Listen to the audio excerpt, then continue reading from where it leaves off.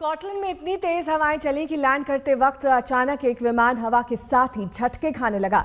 Land करते हुए विमान इतनी जोर से हिला कि हादसे का शिकार हो गया। हादसे में 4 लोग गंभीर रूप से घायल हुए हैं। हादसे के कारणों की फिलहाल जांच की जा रही है।